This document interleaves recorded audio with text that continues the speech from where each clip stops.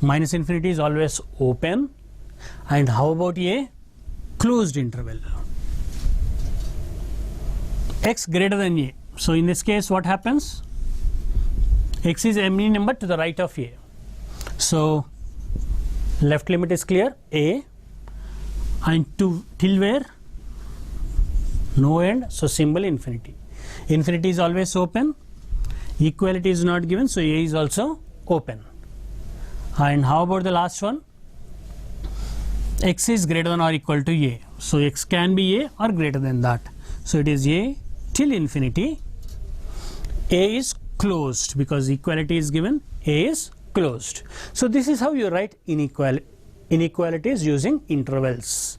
This is a very important concept, and after the break when we meet, I'll solve some very good questions using this interval method. Okay, so let us meet after the break. Let us see how we write some properties or how we write some manipulations using these intervals. Let's say I know a number x, it lies between 1 to 2. Closed interval 1 to 2. Now x is any number between 1 to 2, but what I am asked is what is the range of the number 2x plus 3? That means between which numbers does 2x plus 3 fall? In order to do such type of questions, we use some basic properties of intervals which you can comfortably learn here and use them at ease with some caution. We have to be very careful while using these properties.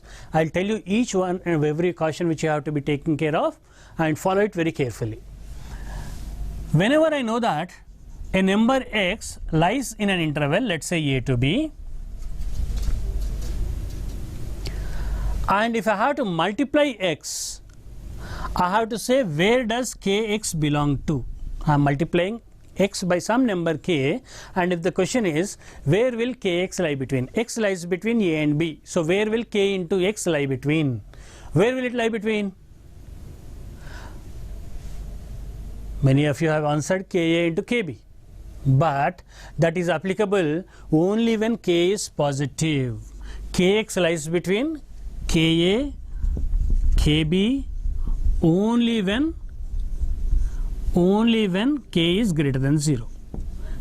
We also write this only when by mathematical symbol if and only if.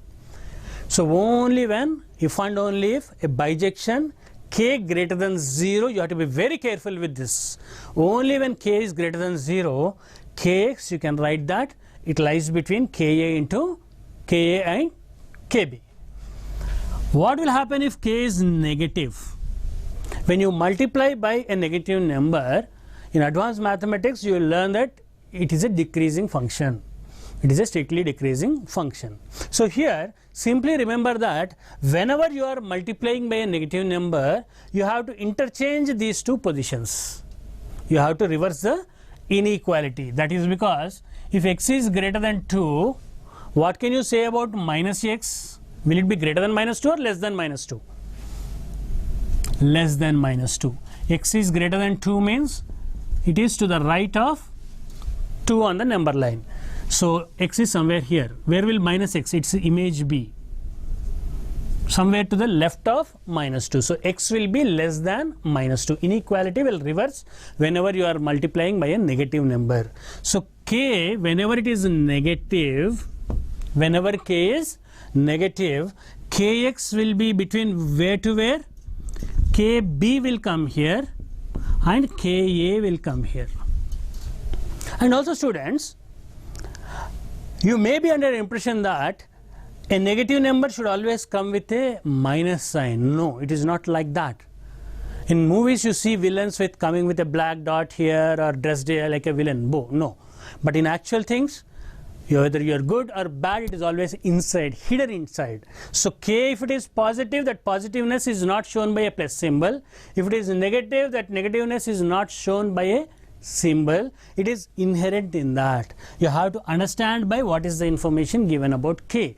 If k is less than 0, k is a negative number, that negativeness is inherently hidden inside that k itself. Again, you need not put any minus sign before that. So k, whenever it is negative, when you are multiplying an inequality by a negative number, you have to reverse the positions of the numbers. Inequality will reverse, or position of the numbers will reverse, any one of them. Okay, so k, whenever it is negative, you have to keep in mind that kx will lie between, kb will come here and ka will come there. So let us look at this first property with an example.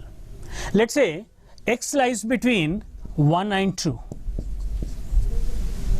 Where will 3x lie between?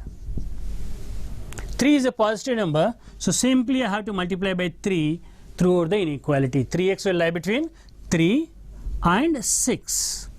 It's simple common sense, right? If x lies between 1 and 2, 3x will lie between 3 and 6.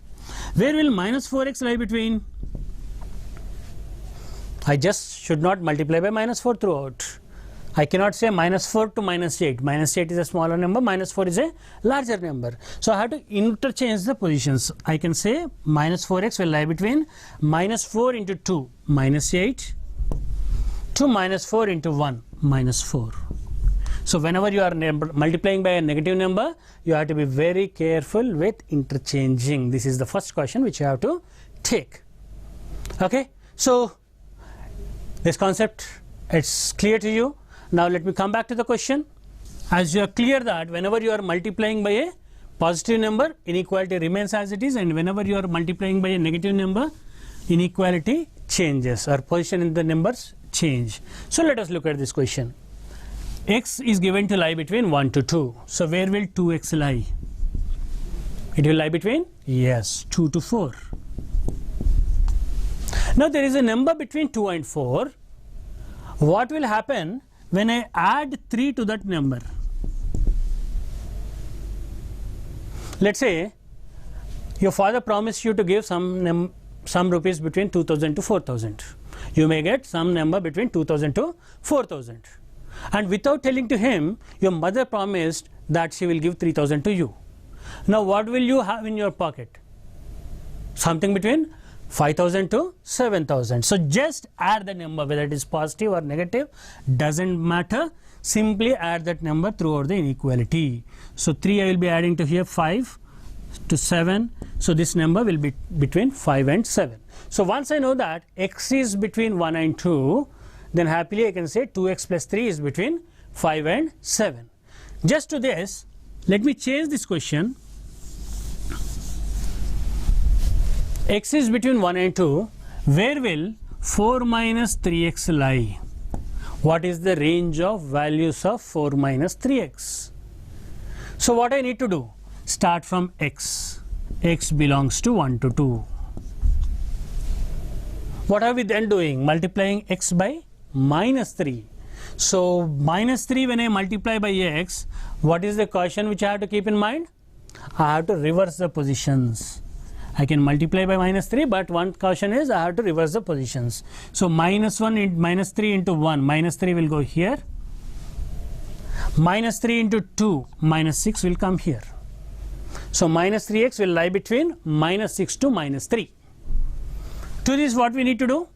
Add 4. So 4 minus 3x, what all values will it take? It will take values between, just add 4 throughout. 4 minus 6 is minus 2, 4 minus 3 is 1. So it will take values between minus 2 and 1. If it is closed interval, it remains closed interval. If it is open interval, it will remain open interval. So we need not meddle with the intervals.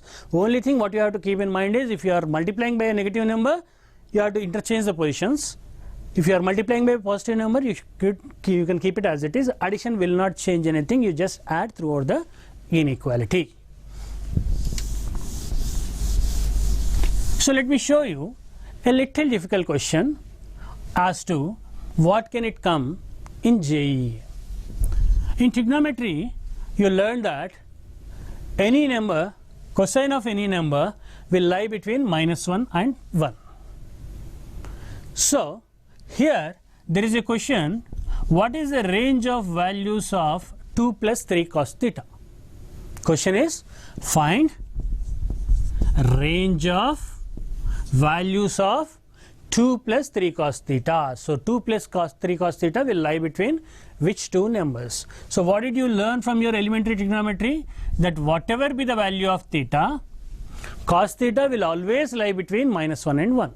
Cos theta will always lie between minus 1 and 1.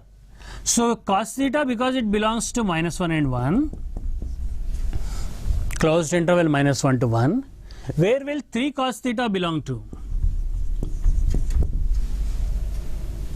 3 is a positive number, I am multiplying it, so minus 3 to 3. To this what I am doing? I am adding 2. 2 plus 3 cos theta. What should I do? Simply add 2. Where will it belong to? 2 plus minus 3, how much is it? Minus 1. 2 plus 3, how much is it? 5.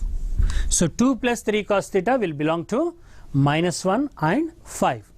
3 cos theta, I just multiplied cos theta by 3, minus 3 to 3. To this I am adding 2, so add 2 throughout. 2 minus 3 is minus 1, 2 plus 3 is 5. So 2 plus 3 cos theta belongs to minus 1 to 5. Okay, so while you are learning to do math, you have to write in mind. So we hear people that you have to write for math. Write is correct, but you are not supposed to write on paper. As far as possible, try to write things on your mind. You can see beautifully everything in your mind space. That will not just give you clarity about the subject, it will also make your calculation smooth. It will make you more effective in terms of solving problems.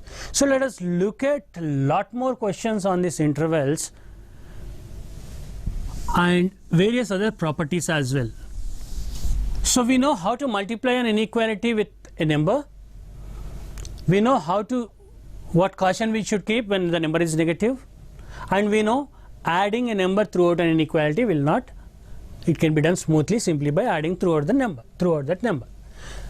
And let us look at few other operations. Let's say I know a number is between a to b.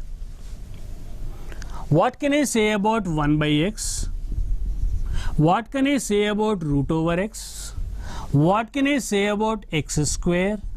What can I say about e power x? All these things, let us look at them in next class, because once you are able to do this confidently, let me tell you, 10% of your first year and second year mathematics you will be sailing through comfortably. So this is the most essential part of your mathematics. Irrespective of which the chapter is, major difficulty students find is in terms of writing these things.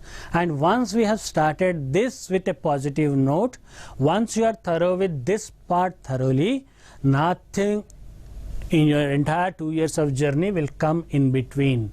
Your sailing will be very smooth. So these are very important concepts. When we learn x belongs to a to b, if you are able to say where will 1 by x belong to, where will root x belong to, where will x square belong to, where will e power x belong to, your job is half done. Okay, so this will include some concepts from your higher calculus, but without taking a mention of that, just by using our common sense, let us write down each one of them. Let us meet in next class.